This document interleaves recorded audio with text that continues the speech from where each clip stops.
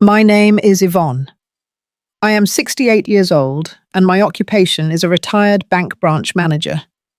They sat across from me, sipping expensive wine and giggling behind their hands, absolutely convinced I was just a foggy-minded old woman blindly paying for luxury vacations for a woman I could hardly stand. I played the fool for an entire year, swallowing my pride and silently letting them think they had won.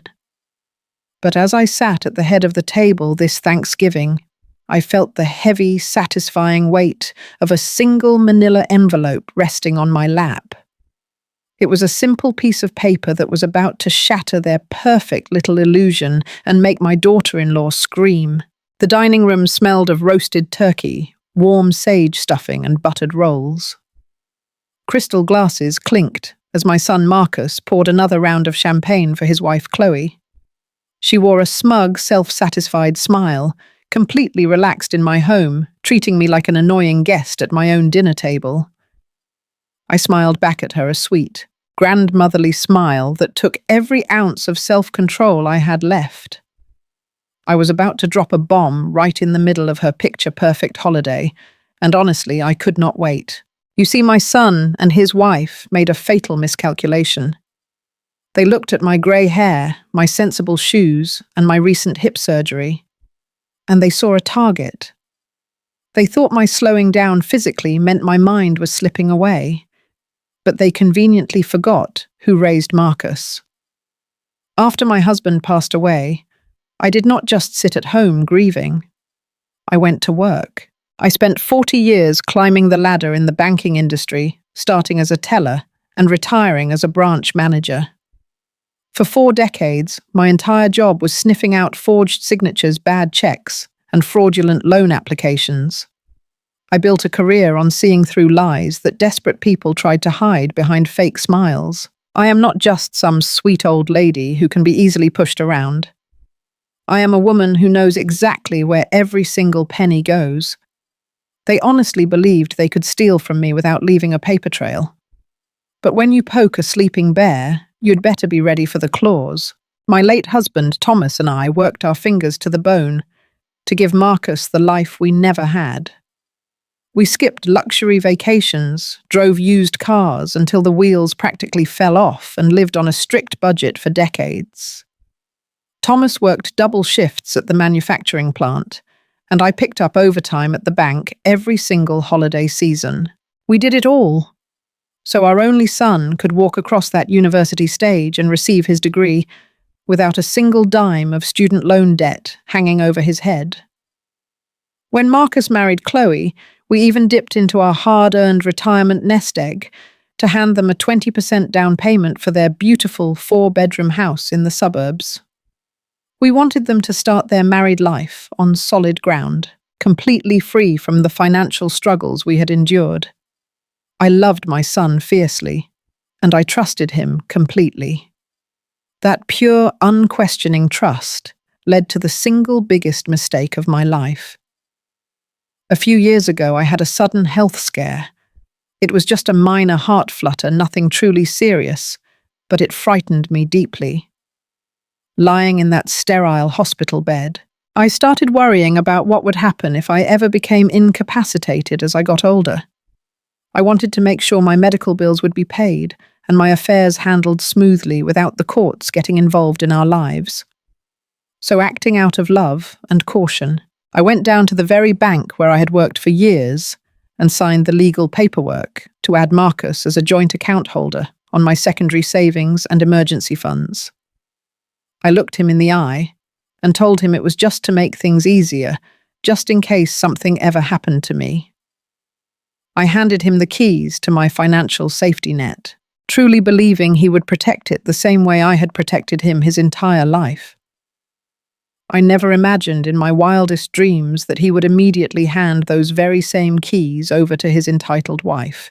Chloe was a piece of work, but her mother, Vivian, was an entirely different nightmare. Vivian was the kind of woman who acted like absolute royalty, despite never having worked a steady job in her adult life. She was loud, demanding, and felt fully entitled to the absolute best of everything without lifting a finger to earn it. For years, Vivian bounced from one cheap apartment to another, constantly complaining about how unfair life was to someone of her supposedly sophisticated tastes. But recently, a miraculous and highly suspicious change came over her. Out of nowhere, Vivian started showing up to our family gatherings, dripping in high-end designer labels. She wore expensive silk scarves, flashed brand new luxury handbags, and constantly bragged loudly to anyone who would listen about her brilliant new financial investments. It did not take a career banking expert to know that women with zero income do not suddenly develop a diverse and highly profitable stock portfolio. Meanwhile, the daily dynamic between Marcus, Chloe, and myself began to shift in a very ugly and deliberate way. Whenever I came over for Sunday dinner, they treated me less like a respected family elder and more like a confused toddler who had wandered into the room. If I tried to share a simple story about my day, Chloe would loudly interrupt, talking right over me to ask Marcus about his work schedule. When I offered practical financial advice, as someone who spent 40 years managing millions of dollars in banking, they would exchange these infuriating knowing glances. Marcus would pat my hand condescendingly and say, "Sure thing, Mum, whatever you say." They dismissed my opinions, completely ignored my boundaries, and treated my presence as a frustrating chore they had to endure. Chloe even started speaking to me in this slow, exaggerated voice, as if my hearing aids were turned off, or my brain was moving at half speed. They were actively laying the groundwork, subtly convincing themselves and everyone else that I was rapidly losing my grip on reality. They desperately needed me to be weak and confused because a sharp, observant woman would eventually notice the thousands of dollars missing from her bank accounts. I always kept a close eye on my finances out of lifelong habit. One Tuesday morning, while reviewing my monthly statements online, a glaring discrepancy jumped right off the screen. A clean, even $4,000 had been transferred out of my emergency savings account. My heart gave a tiny, anxious flutter. I immediately called Marcus, assuming his bank card had been compromised or he had faced a sudden crisis.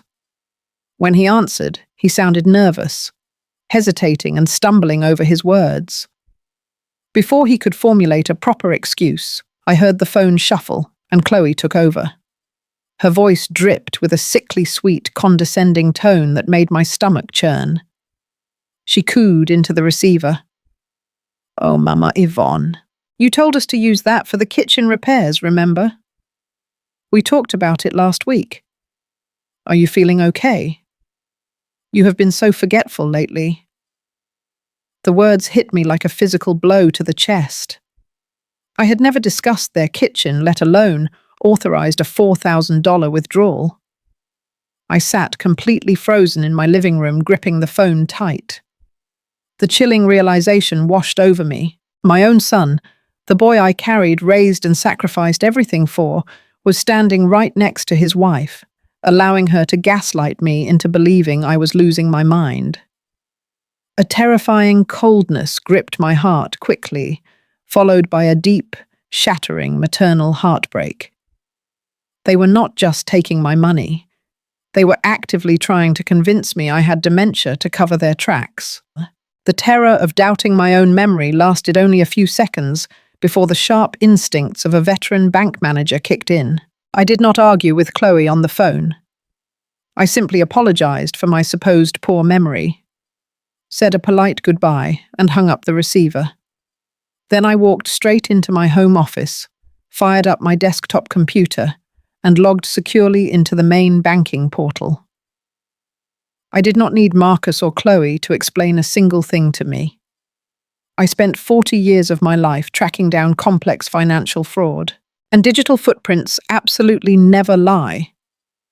It took me less than 15 minutes to bypass the basic ledger, pull the transaction routing numbers, and trace exactly where my hard-earned $4,000 had landed.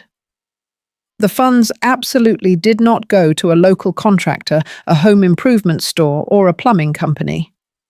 The money had been wired directly to an exclusive, five-star luxury resort down in Cabo San Lucas, and the entire reservation was booked under Vivian's name. They had literally drained my emergency medical fund to send Chloe's mother on an all-expenses-paid tropical beach vacation. My blood turned to ice, but I needed to know exactly how deep this wicked betrayal went. Later that very same afternoon, I drove my car over to their neighborhood unannounced. I deliberately parked around the corner and walked quietly up their paved driveway, fully intending to confront them with the printed bank statements I had tucked inside my purse. The front door was slightly ajar, catching the cool afternoon breeze. I stepped onto the porch, raising my hand to knock, but the sound of loud, carefree laughter drifting outward from the kitchen stopped me dead in my tracks. I stood perfectly still by the cracked door and listened. Chloe was giggling, her voice loud and entirely devoid of that fake sweetness she always used with me. She said, "Your mum does not even know what day it is anymore. By the time we move my mum into the new luxury condo next month, Yvonne will be safely tucked away in a nursing home, and we will have full control over the rest of the estate." Marcus actually chuckled along with her, verbally agreeing that my mind was completely gone. I could not breathe. The sheer cruelty of his laughter felt like a jagged knife twisting deep into my chest. I turned around, silently walked back down the driveway and made it to the safety of my car before my knees finally gave out. Sitting behind the steering wheel with the engine off, I completely broke down. I wept for the sweet little boy I had raised, the son who used to hold my hand and promised to always take care of me. I cried for the devastating loss of my family and for the absolute betrayal of my unconditional trust. But tears can only flow for so long before they dry up and leave something much stronger behind. As I sat there staring at my reflection in the rearview mirror, the suffocating grief slowly began to burn away. In its place, a cold, hard, and unbreakable resolve settled over my spirit. They were not just quietly stealing a few $1,000s from my bank account to buy designer clothes. They were actively, methodically plotting to completely destroy my sanity and lock me away in a facility just to fund Vivian's extravagant lifestyle. They wanted me declared legally incompetent so they could strip my estate bare and leave me rotting in a home. The absolute audacity of it shook me to my core. Marcus and Chloe thought they were dealing with a fragile, fading old woman who would just quietly fade into the background. They forgot that I built my entire life from scratch and survived in a cutthroat corporate world. I wiped my face, started the engine, and put the car in drive. If it was a war they wanted, it was a war they were going to get. I knew the only way to catch them in their own trap was to give them exactly what they wanted. I had to become the helpless, fading woman they so desperately wanted me to be. Over the next few weeks, I leaned heavily into their twisted narrative.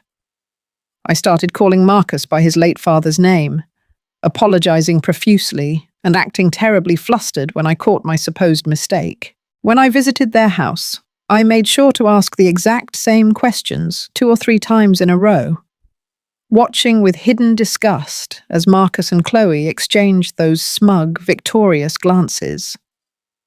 I let them guide me by the arm to the sofa, speaking softly and acting completely dependent on their guidance to get through the afternoon. It was the hardest acting job of my entire life, but I knew it was working because their greed made them careless. They stopped trying to hide their hushed conversations from me, fully convinced that my brain simply could not process the information anymore. The true test of my absolute self-control came during Sunday dinners, when Vivian would hold court at my dining table. She sat there, draped in heavy gold jewelry, purchased with my life savings, loudly bragging about her upcoming real estate venture. She went on and on about the gorgeous floor-to-ceiling windows in the luxury high-rise condo she was purchasing, complaining endlessly about how hard it was to find the right interior decorator who understood her refined vision. I sat across from her, my hands neatly folded in my lap, forcing a confused but polite smile onto my face. I nodded along while she practically gloated about spending my dead husband's hard-earned retirement money. My fingernails dug so deeply into my palms that they left little crescent moon scars. But I never let my mask slip for a single second. I let them feel entirely in command, lulling them into a profound, arrogant, and entirely false sense of absolute security. They thought I was drowning in the fog of old age, unaware of my surroundings. They had absolutely no idea they were swimming in shark-infested waters, and I was just waiting for the perfect moment to pull them under. While Marcus and Chloe were busy picking out expensive paint colours and custom furniture for Vivian's stolen dream home, I was quietly moving my chess pieces into position. My first phone call was to my sister-in-law, Patricia. Patricia is a no-nonsense, fiercely loyal woman who does not take disrespect from anyone, and she loved my late husband, Thomas, just as fiercely as I did. When I sat her down at my kitchen table, showed her the printed bank statements, and explained their sickening plan to lock me away in a facility, Patricia did not cry. She got angry, the kind of quiet, dangerous, and highly calculated anger that gets things done without making a sound. With Patricia by my side as a witness and an emotional rock, I scheduled a highly confidential meeting with my late husband's estate attorney, a ruthless legal mind named Mr. Davis. I sat in his heavy leather chair, looked him right in the eye, and laid out every single piece of evidence I had painstakingly gathered. In a series of quiet, closed-door meetings, spanning several days, we systematically dismantled my entire financial presence. Under his expert guidance, I legally restructured my entire estate, transferring my home, my primary retirement accounts, and all my investments into a highly protected, irrevocable trust. I named myself as the primary beneficiary, and Patricia as the absolute executor, completely cutting Marcus and Chloe out of my will and financial directives forever. Then, using my decades of banking connections, I quietly moved to sever the remaining financial ties.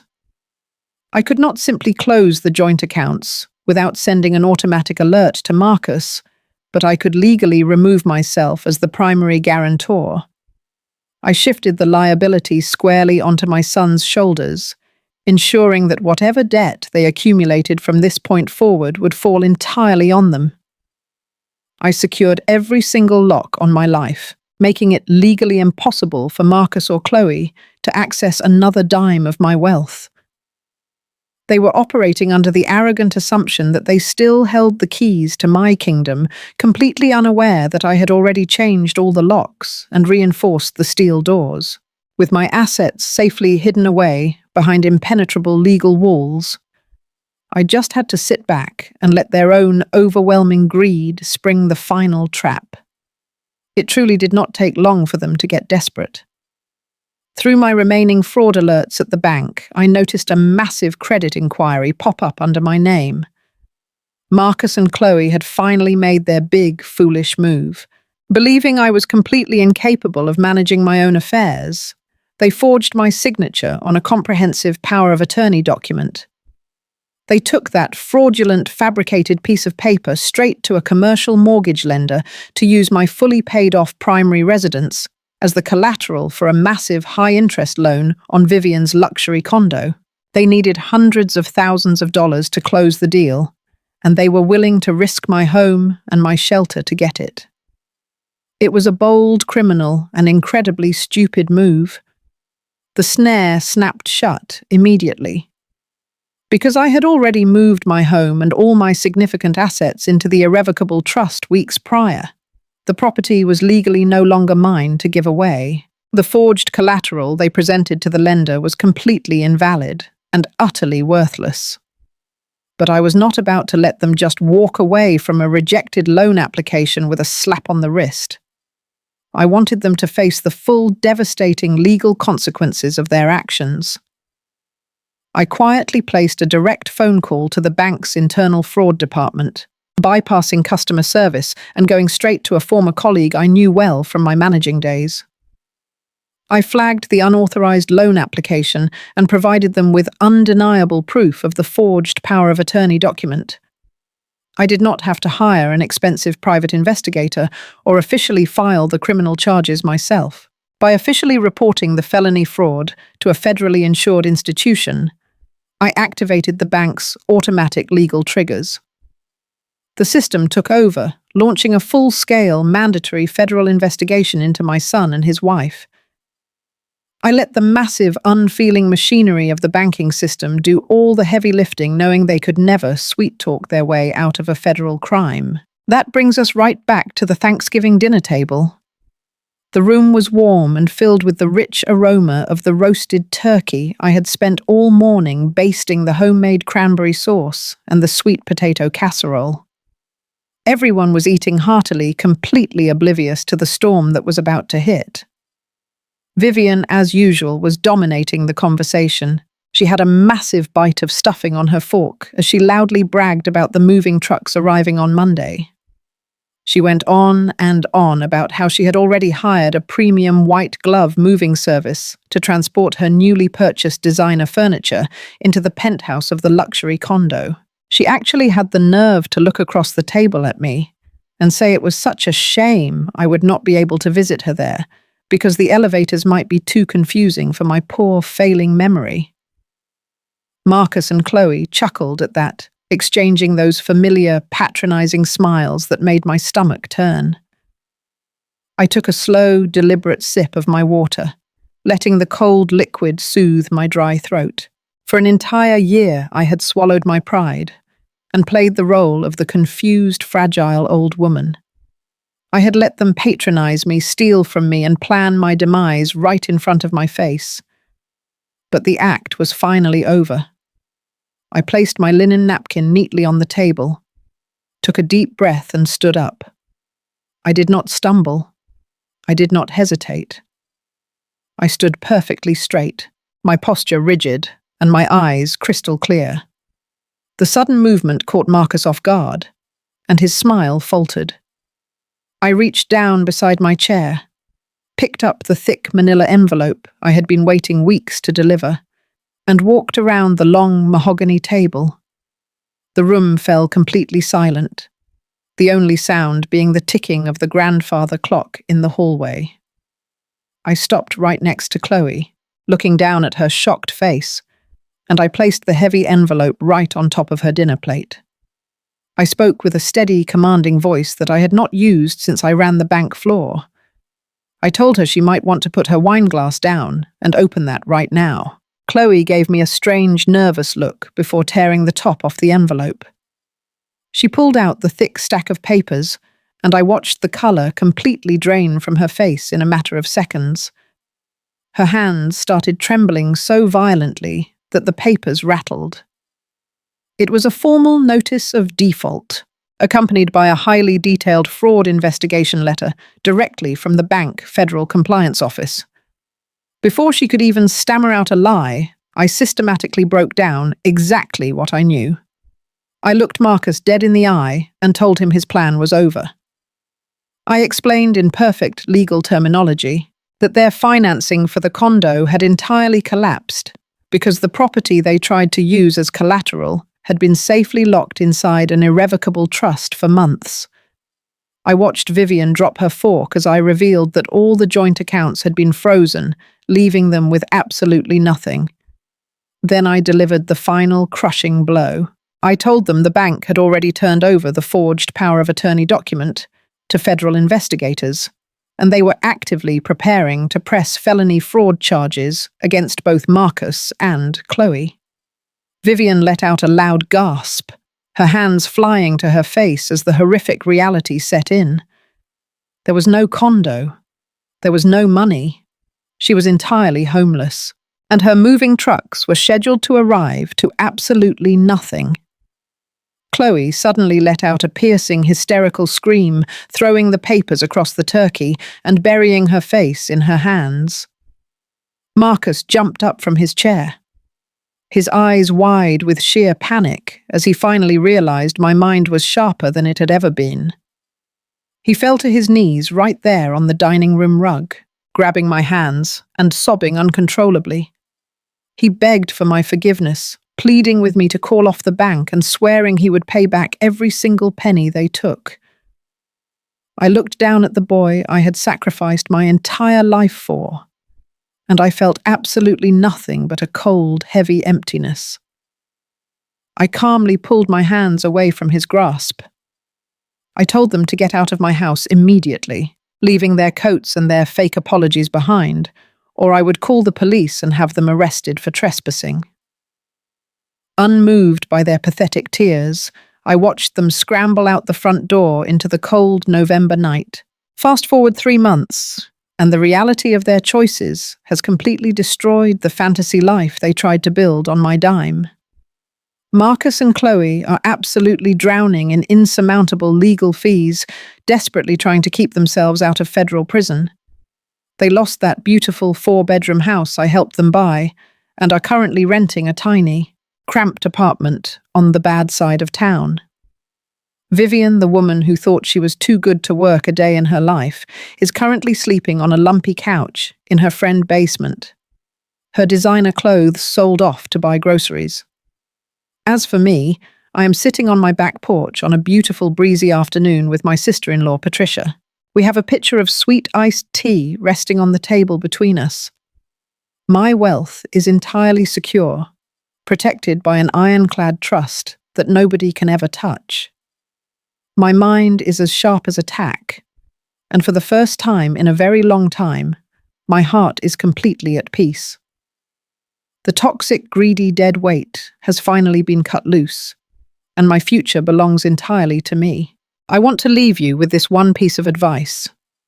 Never let anyone convince you that your age means you have lost your edge. A mother's love is beautiful and unconditional, but her bank account absolutely should not be. We spend our entire lives sacrificing and building a secure foundation for our families, and we have every right to fiercely protect what is rightfully ours. When greedy people mistake your quiet kindness for foolish weakness, you do not have to yell or lower yourself to their level. You simply step back and show them exactly why you survived this long in the world. If you truly believe that respect must be earned and that cruel betrayal must face real consequences, please hit that like button and subscribe right now. We have to look out for one another. Let me know down in the comments where you are watching from today and exactly how long you have been following my stories. Have you ever had to step up and teach an entitled relative a hard lesson of your own? I read every single one of your messages, so please tell me your story below. Stay strong and protect your peace.